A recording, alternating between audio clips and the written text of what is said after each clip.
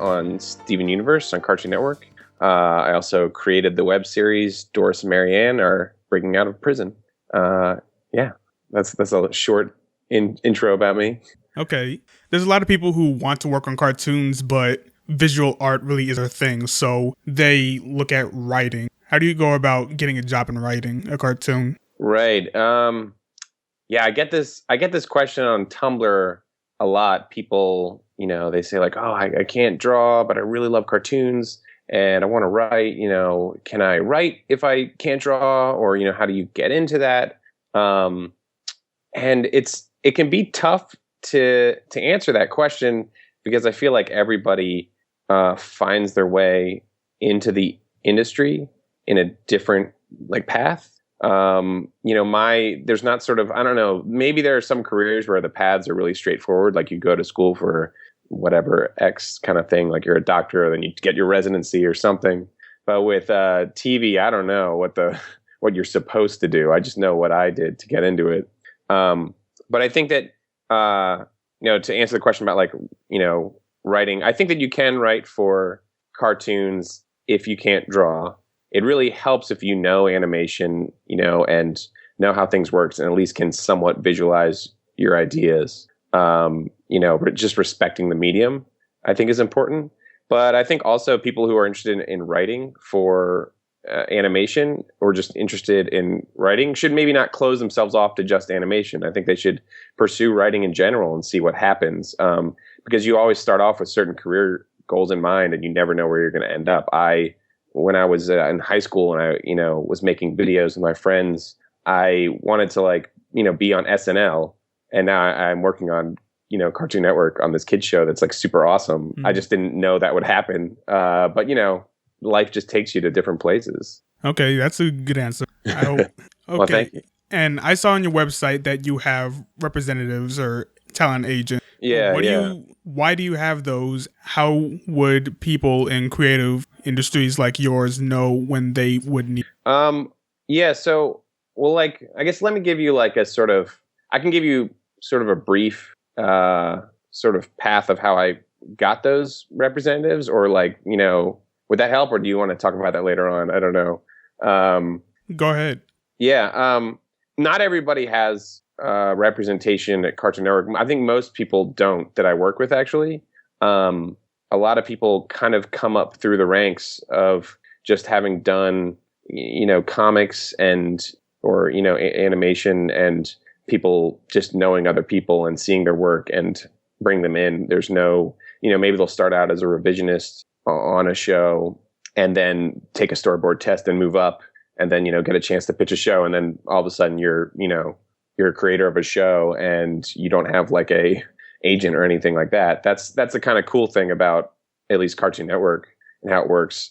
What happened with me, I was making web cartoons I was living in New York.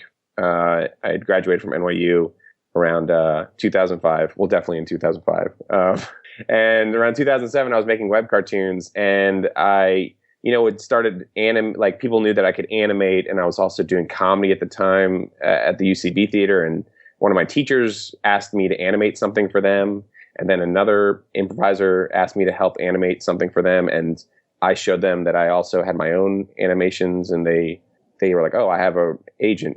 I showed them, your cartoons. They love it. They want to, talk with you about representation. That's sort of how I got representation. And originally, when I was coming out, I was interested in writing just in general, for live action or cartoons. And this agent, I got this agent and this manager.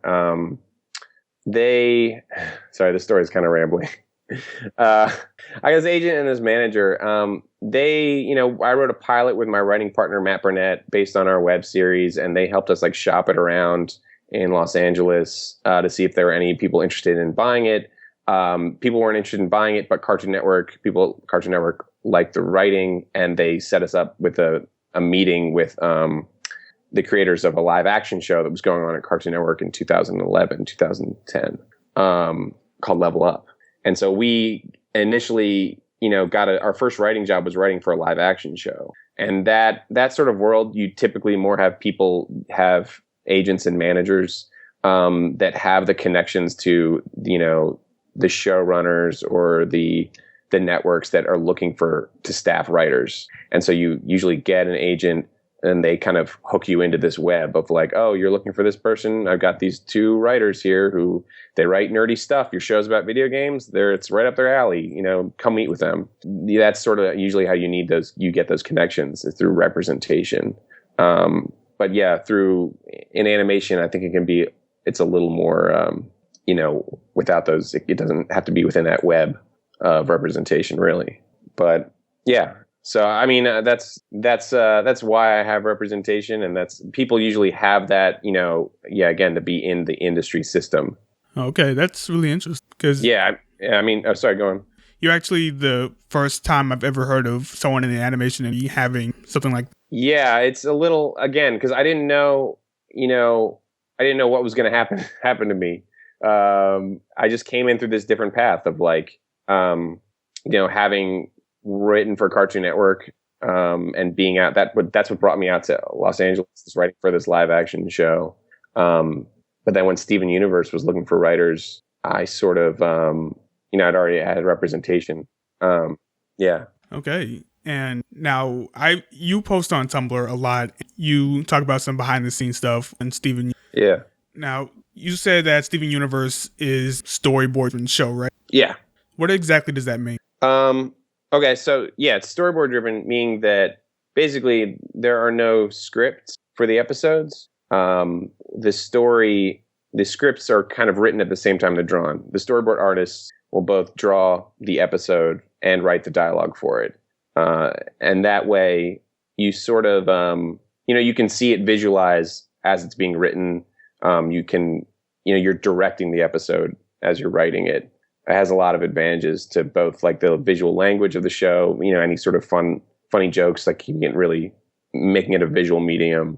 On traditionally on live action shows, and then on other shows like The Simpsons, those are scripted in that, a room of writers will come up with the ideas. Then, someone will be given a script to write. They will write that. There'll be a bunch of revisions done. And then that will be given to the animation department to storyboard out the script. The script is sort of locked, and they draw out the shots and everything. The storyboard artists on Steven Universe do both at the same time, which is a tough job. For what that means for me as a writer, is that I'm involved in helping coming up with the stories. What we say, we help break the stories is the kind of term. So we work with Rebecca Sugar, and we have Kat Morris and Joe Johnston, who are, I guess, our supervising directors now. A lot of positions have changed recently. And then Matt Burnett, my writing partner, we kind of talk out different story ideas, and then we come up with what's called a premise, which is usually like a page or less idea where we take it right out the story. Like, this is the story, page or less. We send that to the network to get approved. And once they say that's okay, we write an outline where we sort of just describe scene by scene what happens in the episode, but we also keep it brief, like 2 pages, 3 pages. And then that's what we give to the team of storyboard artists. There's 2 people on the team. We have a handout where we sit down with them and give them the outline. Rebecca talks about what she wants to see happen in the show and what we were trying to do with the outline. And they take it and run with it. And it's an interesting process because every time you move from step to step, whether it be premise to outline to storyboard, things change. You realize things, as the story expands, you realize some things don't work. Some things need to be changed. So it's always kind of evolving through that process. The storyboard artist will, take it and they'll sit with it and they'll realize, oh, this, I need to trim out this. It's too long, or I'm not getting the right emotion out of this. And so they evolve it for their next step. And it's a really cool process. Is this kind of a newer style of approach to writing? I haven't been like, I'm not like a veteran of like Cartoon Network. I don't really know, but I'm pretty sure most of the Cartoon Network shows, comedy wise, I think they're done. They're board driven. I'm pretty sure that's how, the old ones were done too, but I don't know. I'm not really like, a scholar of it, but that's the norm at Cartoon Network. That's not a weird aberration that like Rebecca came up with. That's how things, for the most part, are done. Okay. Yeah. Some shows are different. Some are script driven. And there's like pluses and minuses to all of them. It kind of depends on what you want, as a creator. True. And I guess it would work a lot more with cartoons, especially since lately cartoons getting more back into the whole visual comedy. That seemed like something that's been happening less in a few years. I feel like it's getting brought back. Yeah, it's like it's a style thing. I mean, when you think about shows, when you think about Family Guy, that is usually more about the dialogue. And so it kind of makes sense that it's scripted. There's visual jokes in that too. But I think that, like Steven Universe and Adventure Time, they don't have that same sitcom vibe to it. Not the same that's good or bad or anything. It's a different vibe. So it's less about the kind of call and response, like joke setup stuff. So you kind of have chances for more visual jokes of just, seeing Steven's eyes light up real big and look really cute and stuff like that. I mean, there's so many things in Adventure Time as well that, I can't imagine writing in a script and then getting that pushed through, where I'm just like, if I had written like Jake wiggles his arms weird, I'm sure people in a writer's room would be like, well, like, is that going to be funny? I don't know. Like, you'd have to see it. You'd have to see it to know. And with storyboard driven stuff, you see it and you're like, oh my God, that's hilarious. Yeah. You also, in addition to Steven Universe, you recently produced a short web series. We've talked about it on Saturday Morning Block Party before, in the episode about internet cartoons. I'll have the link to that in the description. But what gave you the idea for Dorsum Mariana? Follow this freighter, Marianne. I got a plan to break us out of here. Shifty Sarah in Cell Block C sold me this blueprint of the prison. First, we make our way out of the Egyptian wing and into the hall of the Wait a minute. Museum of World History? Shifty Sarah, I should never have trusted you. I was interested in animating something for the web. I haven't animated something in a while. I'd animated these web cartoons back in 2007. There was one called I'm in Your Manger, Killing Your Savior, which was the first thing I animated for the web, which led into this series, Ronin Dojo Community College DX, that I had done, which was a lot of fun and sort of what kind of got me into professional writing. But I hadn't really done anything since then. And I sort of pitched a project or two that for television that hadn't gotten greenlit or anything. And so I was just kind of like, man, like I want to make something. Like I just had this itch to like make something. I didn't want to wait for someone's permission. I was like, I want to make something, but I need to be able to do it on my own. So I was like, what can I do that's really simple and that, the characters would kind of be in the same place. So I wouldn't have to draw backgrounds a bunch because I hate drawing backgrounds. So I was like, what can I do where I reuse the backgrounds a bunch? And I just sort of came up with this idea. I'm like, oh man, like what if it was two people stuck in a cell? Like they wouldn't have to go anywhere. That would be easy to draw. Like they're in the same clothes. I could pretty much use the same outfit for both of them. I'm going to be animating this myself, so I have to make it, easy on myself. And I just really love these sort of really big kind of Little Rascals, vaudevillian type personalities, which Doris has. I just like those kind of old timey talking characters. So I kind of had this voice in my head, and I started writing basically like a comic strip, but like basically a comic strip where I would write these sort of sketches. Where I would say, okay, it's the same setup each time. Like two women are in a jail cell and then something happens, and I would just see how many I could do. And I came up with like 16 of them. And I whittled it down to 10, and recorded them, and I animated them.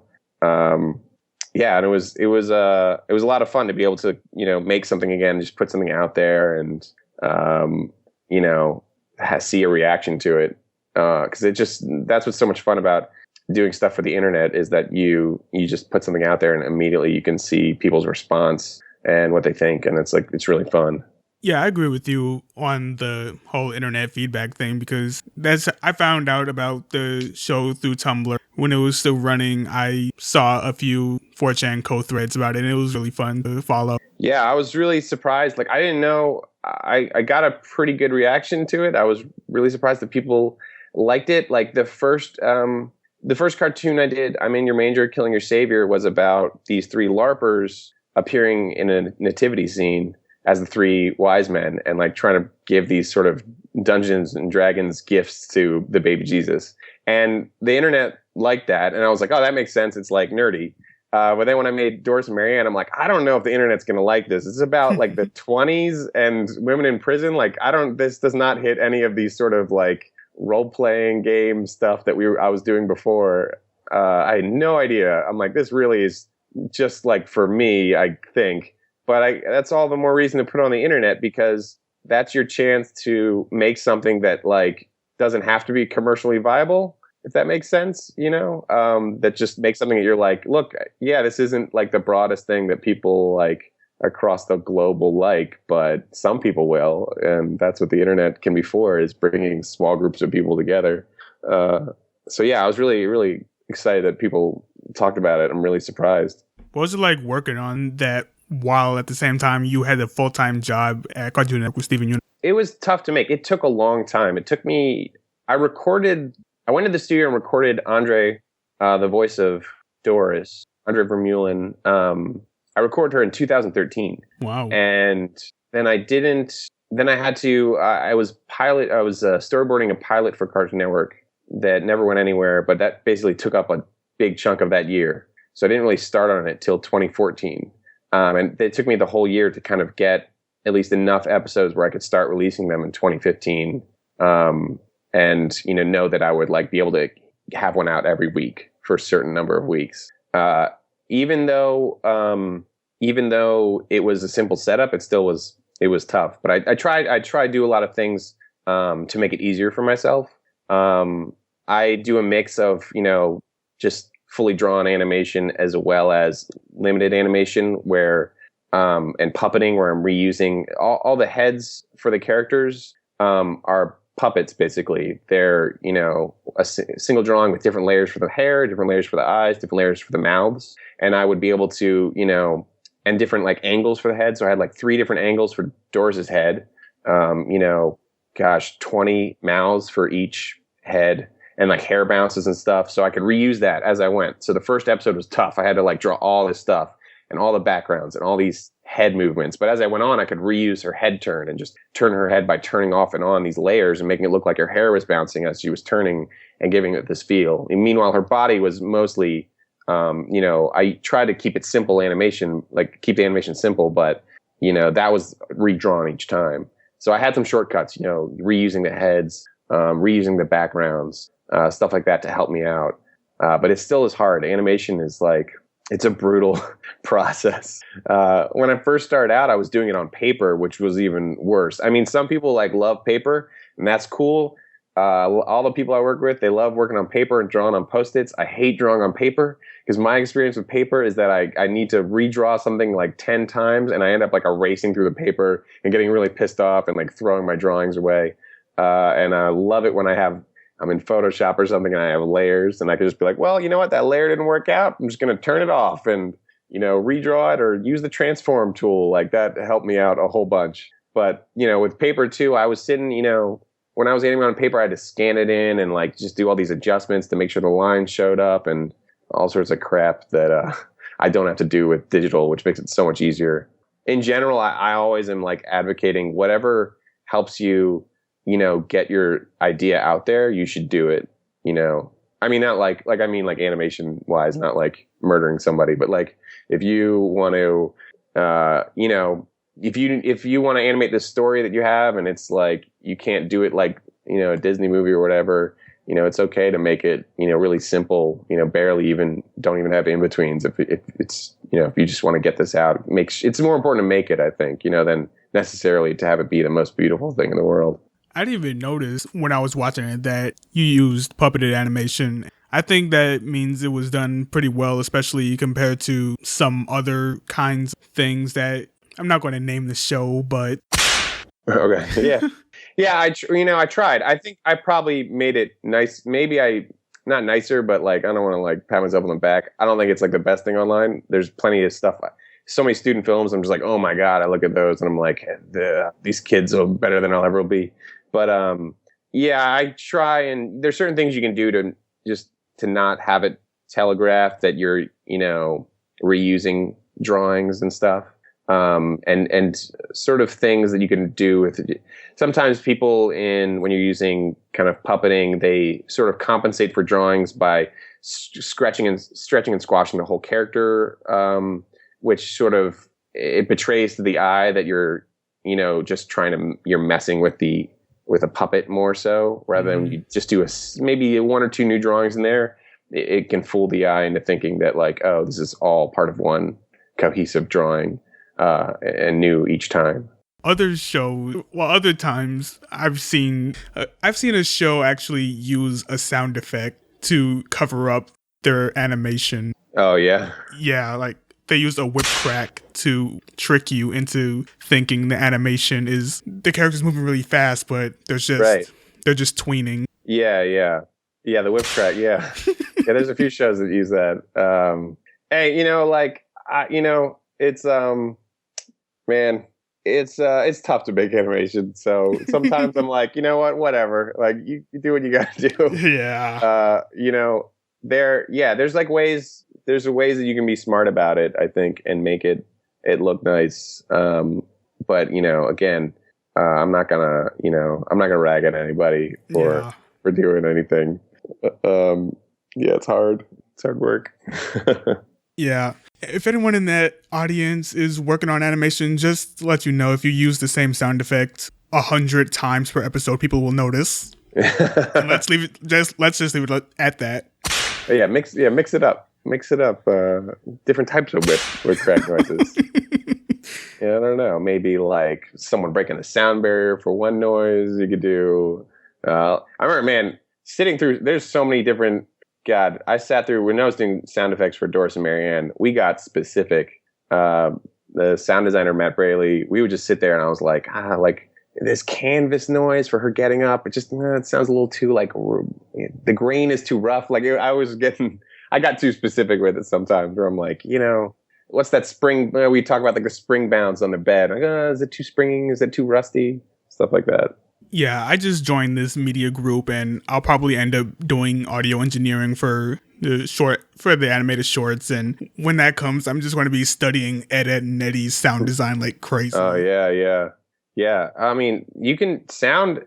I mean, you can do those impacts. When you have something with like hitting that's animated before the sound comes in, you're just like, I don't know. But then when you add all those like impact noises in, you're like, oh wow, this really works. Like, I mean, sounds super important. But it's also, I guess, important not to just dwell on stuff forever. Like maybe I was doing with looking for the right water noises. I think when Doris was barfing in one episode, we took a while with that, as well as crying in the last episode. We were like going through different faucet noises of water dripping out. And I was like, I wanted it to sound like a rush, but like, just a waterfall noise just didn't sound like white noise, and we're really trying to mix in that right water noise. Maybe I spent too long on it. I don't know.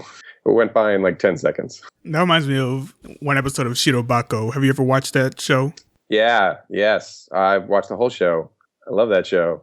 Yeah, your story reminds me of that episode when Miyamori, the production desk, I think that was her title, she went to the audio engineer / Foley room, and they're having her, we need the sound of a woman walking through water. You put on these shoes, walk in this container. Yeah. The place that we actually recorded Doris and Marianne was actually a Foley Studio. So it like had this sort of like pit in it where there's sand and stuff where you could walk on it or just like throw stuff in there. And there's all sorts of weird things like around the room, just like chainmail and swords and just like everything to make different noise, for battles or whatever. But I remember like being worried that when we brought the actress in, you would think it was some weird just like dungeon. So I was like, oh God, there's just like chains everywhere and swords. Like I don't want anyone to feel uncomfortable. Like we're not going to use any of this stuff. Welcome to the cartoon industry. Yeah. All right, now put on this chainmail. Pretend you're in a prison. On Shirobako, that's an awesome show. It is. It's super fun. So I see you're a big fan of ska music. Yes. Yes, I love ska. Can you tell us a few of the bands you like? Well, I'm really into, the third wave ska. Nice. That's what I, grew up with. So like, Less Than Jake, was like one of my favorite bands, is one of my favorite bands. And this, the Pie Tasters, I'm from Maryland. So they're a DC, Virginia band that me and my friends would just see like just so many times. They're the best. And, the recently deceased Bomb the Music Industry. Yeah, I don't know if that's technically a ska band, but they had some ska in there. Jeff Rosenstock was fronting the band Arrogant Sons of Bitches, which was a ska punk band. I just love like fast, upbeat music. Horns and anything I'm into, but love the ska. I got into ska when I was maybe 8th grade, and I think that I can like trace it back when KaBlam was on Nickelodeon. Right. They had like, modified versions of Two Tone Army and Don't Let the Bastards Grind You Down by the Toasters on there. Yeah, that's right. Yeah, that was great. I remember that. Like, oh my God. Whenever I hear it in like promos for anything too, I'm like, oh, ska. What's it doing there? Yeah. Yeah, I mean, that was during a time when there was the sort of ska boom, if you will, where, it was really popular and it was everywhere. And then like it just got oversaturated and like people were like, ugh, like I hate ska. Like, and so there was like a ska backlash and like all the bands started dropping their horn sections and everything. So like it just like disappeared from the culture for a while. But now I think like, it's like maybe, I don't know if it'll ever be socially acceptable to like ska in America. Maybe in the UK it is, but like, I think it's sort of, there's some songs on the radio where I'm like, that's an upbeat, like, I forget what, I just heard some song. It's like a super pop song about someone wanting to run away with somebody. But I think they even say Rude Boy in it, but I'm like, that's ska? I don't know. Anyway, yeah, KaBlam, man. I remember that. Yeah. Well, there's still people listening to ska. A few weeks ago, I was at this music festival, the Detroit Ska Fest. Oh, really? Yeah, it was pretty cool. It was in this venue that used to be a church, but they remodeled it to be a venue for parties and concerts and stuff. Who played? Did the Suicide Machines play? Because they're from Detroit, right? They're broken up. The Suicide Machines weren't there, but they were in Detroit a few months ago. Yeah. But well, the only big name that was there was Big D and the Kids Table. Right, yeah. But there were some smaller bands from all over the country, like the Rut Strutters. I mean, W Jamba. I don't remember off the top of my head, but yeah, they're pretty small. Probably not. Haven't heard of them. I've never heard of any of them either. Yeah, well, that's cool. People are keeping it alive. That's good. Yeah. Oh, did you see the ska episode of Scooby-Doo Mystery Incorporated? No, there's a ska episode? Yes. What is the ska episode? Well, there's an episode where there's these ghosts that were the ghosts of a ska band that died in a plane crash, and they wanted to bring ska back. They wanted to be popular, and they were hypnotizing people with their music. What? Oh my God, yeah. I gotta watch that. Yeah. I was disappointed, though, because the skanking didn't really look like skanking. And oh, really? Right. The ska wasn't two-tone or third wave. It was the kind of ska that sounds almost exactly like reggae. Right. Yeah. Well, I'll still have to check that out. Yeah, whenever I see it, I think there's an episode of Mission Hill where they talk about ska. Do you know that show? I've heard of it. I need to watch it. We're going over to Backwash to see Silly Rabbit. They're a ska band. Oh, I don't think I've heard ska before. Do the Beatles do any ska? Yeah, Mission Hill is amazing because it just feels like it was really short-lived, but it feels like you're just kind of watching an indie comic, but it was a show on TV. And there's an episode, it's about like an older brother living in the city and his younger brother lives with him. And I think they go to a bar to see a ska show, but the younger brother's underage and he's super paranoid that he's going to get like caught and thrown in jail. And he's just like, he says something where it's like, I'm going to go to jail and get arrested all because I wanted to know what ska was. It's like a really good, the quote's better, but like that was just like the best sentence to hear out loud. I think that was also, they were also playing a Toaster song. Oh, yeah. real cool. Everyone was using the Toasters back then. Have you seen the second season of BoJack Horseman? I've not seen the second season yet. Oh, I've not. Well, it's not really a spoiler, but Mr. Peanut Butter was trying to get BoJack to go to a Mighty Mighty Boss Stone concert. Oh, yeah? Yeah, that was some funny lines. Yeah, it's a good punchline for a lot of people. For me, I love it. I don't mind that it's a punchline. It's just kind of like, it's an obscure enough, but you sort of know it genre that it's just good to throw out there. Yeah. Just like any sort of thing, like if you were talking about like rockabilly or something, it's just goofy enough. But I think that, the thing that I liked about ska growing up is that it was upbeat and it wasn't pretentious at all. And I think that, not all of it's upbeat, but the rhythm it is at least. But I like sort of as a teenager, there's a lot of kids are trying to figure out who they are, and a lot of them want to be like, they really want to be like adults, and they want to just be like serious and like deep and thoughtful. And I was just like, I'm not gonna pretend that I'm like super sad and like angsty. Like I wasn't that kid, and so I really.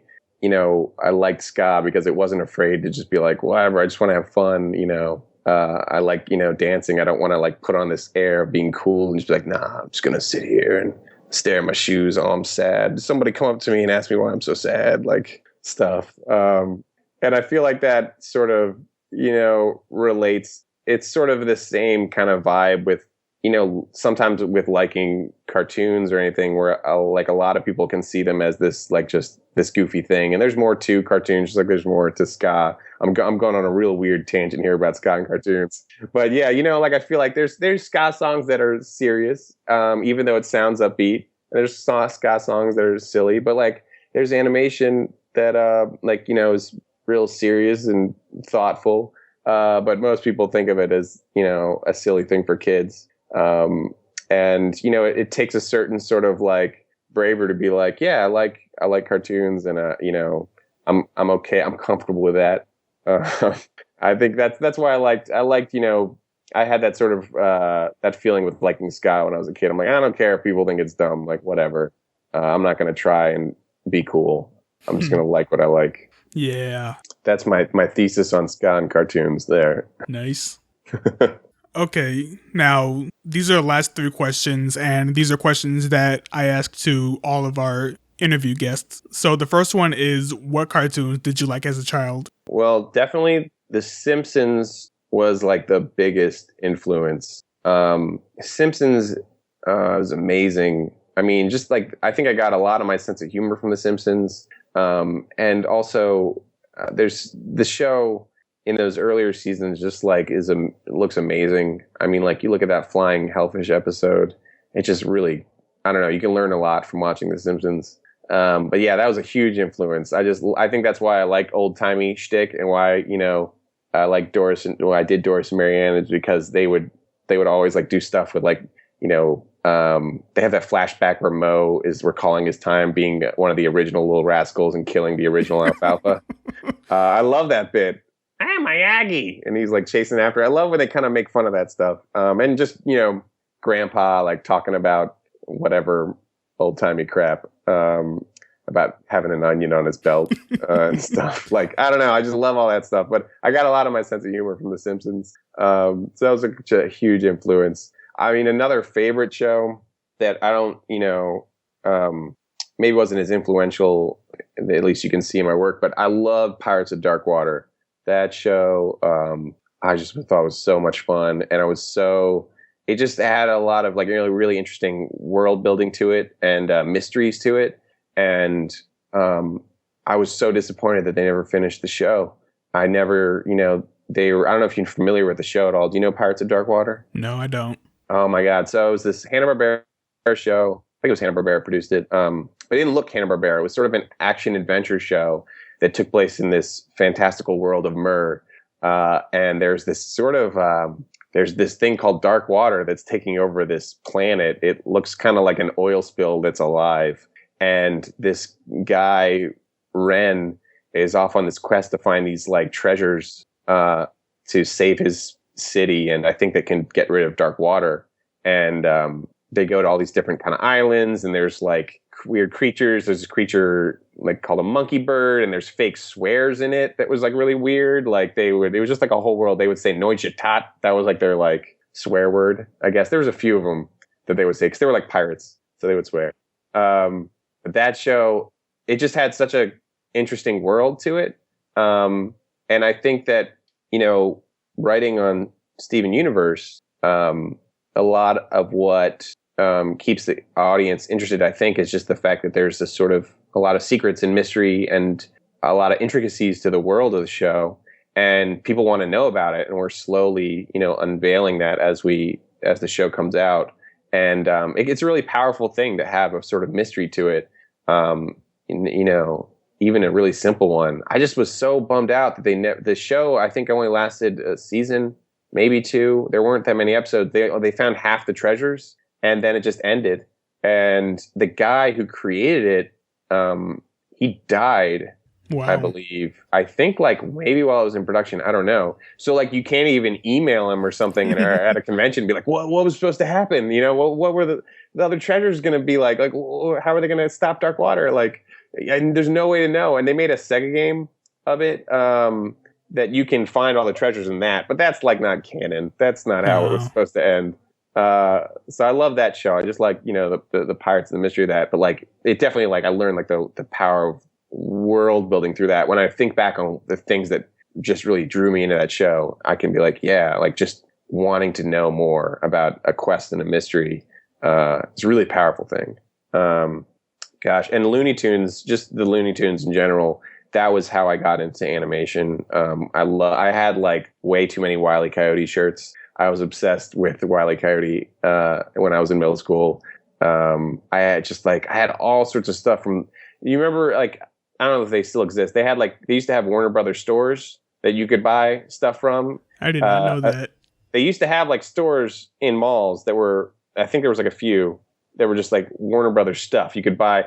I don't know if you remember this SNL sketch where Horatio Sands talked about having a Looney Tunes jean jacket, which is just the funniest thing ever. But like, I don't know, there was a time when like the Looney Tune, like having like the Tasmanian devil in like baggy jeans with his arms crossed on a t-shirt was like a thing that you saw a lot. And like, I don't know. Anyway. Yeah. For the younger listeners, there was a point in time when there was a big trend of having Looney Tune characters just like gangsters or look urban, I guess I could say. Yeah. It was like they had like attitude or whatever. That was like the thing. Yeah, I don't know what that was about, but I just was, when Cartoon Network was like first, it's really interesting when cable channels first start out, there's this thing that happens. They don't have enough original program. They just start rerunning a bunch of stuff. And because of that, like they showed a lot of the old Looney Tunes. That's how I saw all the old Looney Tunes. And I just, would like notice the names before each title card. Would be like Chuck Jones and stuff. And I'm like, oh man, Chuck Jones, who's this guy? And I got this book and I would like look up like who the different directors were and like how they created the characters and look at their drawings and stuff and try to draw like, I would just sit there and try and draw all the characters over and over again. And that was like a huge influence. And like when you talk about visual gags and timing, I mean, Chuck Jones, which is like a master at it. And all those Wile E. Coyote cartoons and Roadrunner are just, it's just visuals. I just love those. I had a lot of shirts. And like, I had like one of the shirts I had came in this like poster tube that was shaped like a giant like TNT dynamite stick. And I like kept that in my room. And I took the Warner Brothers bag. There was like a bag that came from the store and it had like Bugs Bunny like eating a carrot above the Warner Brothers symbol. And I took that out and I framed it and I put that in my room. I really like the Looney Tunes. There's an amazing video by, I think it's Every Page a Letter or Every Frame a Painting. I think that's the YouTube channel name. I'll link in the description, but it's just a really great analysis of Chuck Jones and his style of animation and how he went about things in Looney Tunes. Yeah. Oh yeah. I've seen that video. It's great. I mean, he just, there's so much about just timing, so much great timing in those old cartoons, as well as, just like the simple thing of like these setting up an expectation and then subverting it. Like that's all those things are about. Like this is like we're trying to guide you into thinking one thing is going to happen, and then we're going to fool you and just turn it around and have something strange happen, which is a lot of what just comedy is about in general, is just upending your expectations. Even in The Simpsons, I think older people at the time, some older people didn't get The Simpsons, but younger people did because they felt like I think they'd seen all the same things over and over again. And when The Simpsons would take those kind of cliches and subvert them, my favorite episode of The Simpsons is Lemon of Troy, where they're going to Shelbyville to get the lemon tree back. And Bart's like sitting there and he's like, wondering how he's going to find the lemon tree. And then he's like, he sees this lemon shaped rock and he's like, oh, this is useless, just like that lemon shaped rock over there. And he's like, wait a second. And you think he's going to, he's like, wait a second, there's a lemon behind that rock. And you think he's going to say, oh, wait a second, that's a lemon, but there's a lemon behind it. I don't know. Like I just ruined the joke, but that's about, it sets up an expectation. This thing, characters being like, oh, shucks, I'll never find it. Well, gee, there it is. Wow. Just kind of changing it up a bit. That's what comedy's about. Okay. I'm sorry. What recent cartoons do you like? And by recent, I mean have been in production within the last 5 or so years. Gosh, I'm trying to think. I think there's a lot of, I'm gonna like blank on stuff, I'm sure. I mean, Adventure Time is amazing. Regular Show is hilarious. I'm really excited for some new shows, that are coming out too. Oh God. This is the question where I'm gonna like regret it, like something. It's like when you're like giving a shout out to friends and then, your one friend's like, what the hell, man? Like we hang out every day. You watch me all the time. Bob's Burgers. That's I love that show. And Rick and Morty. Oh my God. Bob's Burgers is great. I was a big fan of Dr. Katz growing up. When you talk about sort of using limited animation, that show is, as limited as it gets. But it, got the idea across. I don't know if you familiar with Dr. Katz? I've watched a few episodes. Yeah. Bob plays Katz's son, right? Yeah. John Benjamin played Ben Katz, Dr. Katz's son. Yep. And he was also in Home Movies, which is produced by some of the same people. But Bob's Burgers is great as well. I love that, it sort of keeps that somewhat, it's written, it's scripted, but it also has somewhat of a loose feel to it in some places. The same way that like Home Movies had that kind of improvisational feel to it, which is like a lot of fun. And a thing you can do a lot of interesting things in animation with that because you're only working with audio and you can really cut up a bunch of little snippets. You can do that stuff in live action too, but you can really cut and move things around because it's not going to look like a jump cut because you're not showing any of the visuals. So yeah, that show, I like that show. And Rick and Morty is like some great weird sci-fi comedy, anything with sci-fi, but especially anything that's like, I love Back to the Future, so I'm a sucker for that. Okay, my last question. Oh, wait. Over the Garden Wall. Yes. That series, I feel, it won the Emmy at the Creative Arts Emmys recently. And I was so happy about it because it's just like a beautiful masterpiece. And I just feel like it's like a new American classic that people should, love as much as like, the original How the Grinch Stole Christmas or something like that. That miniseries is amazing. Now, my last question is, if you could work on the creative team for any cartoon, past or present, which would it be? Oh, creative team. I would love to be in, oh man, I don't know. That's tough. I would love to be in like the writer's room for season 5 of The Simpsons. That would be amazing. I would love to see how those brains worked. But also, I would have like I'm picturing this more like sort of a time machine thing where I'm just seeing a point in history. That's how I'm approaching. Like, I would also love to go back to the old, like, Termite Terrace, Warner Brothers cartoons in the 30s and 40s, and see that era of things. Though, I don't know. Well, maybe them. Warner Brothers, yes. Sometimes you hear stories about them, like, they sound really sexist and drunk. So I don't know if I'd want to hang out with them. Or it's like, we were drinking liquor and, like, hitting on the ink and paint girls. And you're like, oh, man, this is horrible. I know. We'll have the Flintstones endorse these cigarettes. Yeah, exactly. So maybe not that era. I don't know. Maybe, you know what? Pirates of Dark Water. I'll say that because then I would have been able to ask the guy how the show ended, and I would know, and I would not feel so just baffled by what was going to happen. So Pirates of Dark Water. That's what I would have liked to work on. Good choice. Thank you. Okay, that's all the questions I have. Is there anything you wanted to talk about in particular? Gosh, I don't think so. I'm trying to think if there's anything else. I mean, just, there's some stuff I kind of was talking about in the beginning that I think I kind of rambled on about getting into the industry. And I think that, that everyone has a different, it's important for people who are aspiring animators and aspiring writers to know that everybody has a different story about how they get into the television industry. So if though your path in life doesn't sound like someone else's, that's okay, because everyone, you might have a different path, and it's really important to just kind of make stuff, and to you get to practice your craft and have fun, and that's how people are going to hire you, is if they they're going to see you putting stuff out into the world. If you just sit there with the script hidden away, on a file on your computer, no one's psychic. They're not going to guess that you're out there and are a great writer. You have to show people that you're a great writer. So yeah, I just encourage people who want to get into the industry to make stuff.